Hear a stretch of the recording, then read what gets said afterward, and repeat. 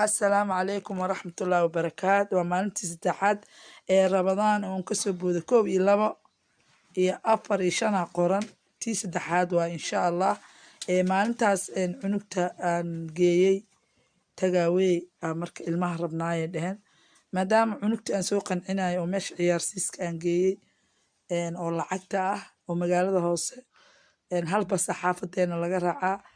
asaas u baxay afurkana ay dheen hooyo tagaaway rabnaa biinsa iyo tagaaway aan u dirsaday oo dhar guriga u timi marka afurkeena saas aan ku afurnay maasha Allah timir iyo juuskooda iyo qaxwo qofkii cabaay iyo waxooda intay diyaarsadeen tagaaway inay dirsadeen waa imaanay aniga riyaan markaasna maasha Allah waa kana 3 piece 15 pound iyo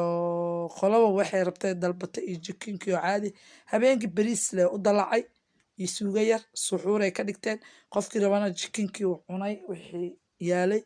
alxamdulillah waxa waaye macnaheeda qofka afurka sidii ay salaad ku qabataa loo tukadaa ilmahaagana qanci ku waaweyn oo teenager-kana afurkooda u diyaarso hoosha waxa waa hooyo aabba ad isku noqo indhaha ku furnaadaan dhexda ku xirnaato qurba aad joogtid ilaahay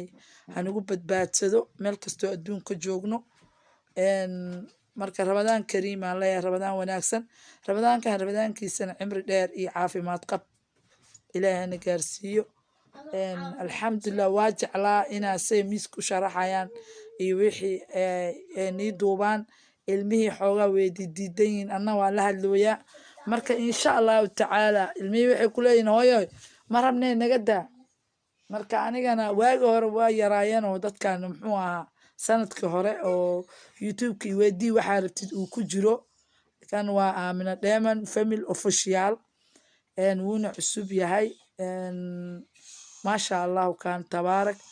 koleyba wixii loogu talagalay waa soo gelin doonaa marka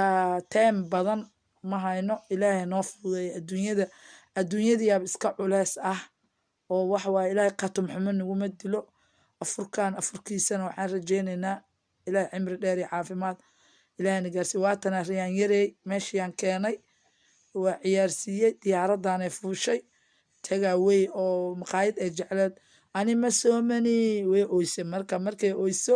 waa in ilmaha la qanciyaa hadaad ignore garaysid adigana waxa waaye ignoorka kugu badanay dhibaatada kugu badanaysa waa ifahanteen soomaha